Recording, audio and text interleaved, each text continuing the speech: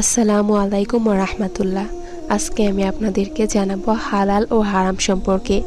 আবু হুরায়রা রাদিয়াল্লাহু থেকে বর্ণিত, রাসূল সাল্লাল্লাহু আলাইহি ওয়াসাল্লাম বলেছেন, নিশ্চয় আল্লাহ পবিত্র, তিনি পবিত্র ছাড়া গ্রহণ করেন না এবং সর্বক্ষেত্রে পাক পবিত্রতার আদেশই তিনি করেছেন। সে সম্পর্কে রাসূল সাল্লাল্লাহু আলাইহি ওয়াসাল্লামকে আদেশ মুমিনগণকে সে আদেশই করেছেন।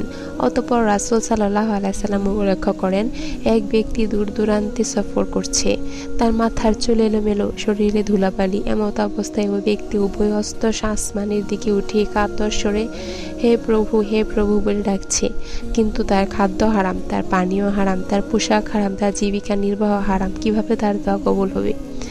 আবু হুরায়রা রাদিয়াল্লাহু থেকে বর্ণিত, রাসূল সাল্লাল্লাহু আলাইহি ওয়াসাল্লাম বলেছেন, মানুষের সম্মুখে এমন এক যুগ আসবে যে কেউ পরোয়াও করবে না কি উপায়ে মাল লাভ করলো, হারাম না হালাল উপায়ে।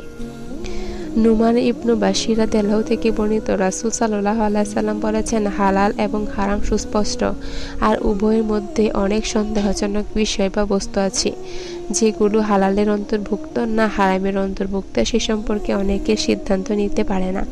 এইরূপ ক্ষেত্রে যে ব্যক্তি সন্দেহের বস্তুকে পরিহার করে চলবে, তার দিন এবং আব্রু, ইজ্জত, মান সম্মান পাক পবিত্র থাকবে।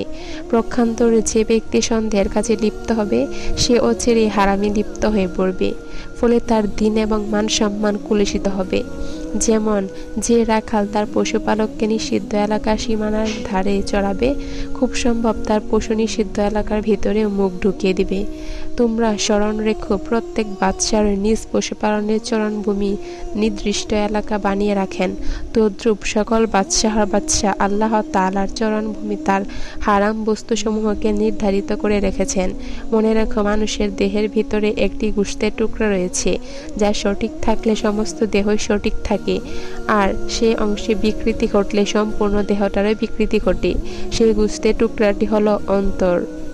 আজকের ভিডিও এ পর্যন্তই। ভিডিওটি ভালো লাগলে অবশ্যই চ্যানেলটি সাবস্ক্রাইব করবেন।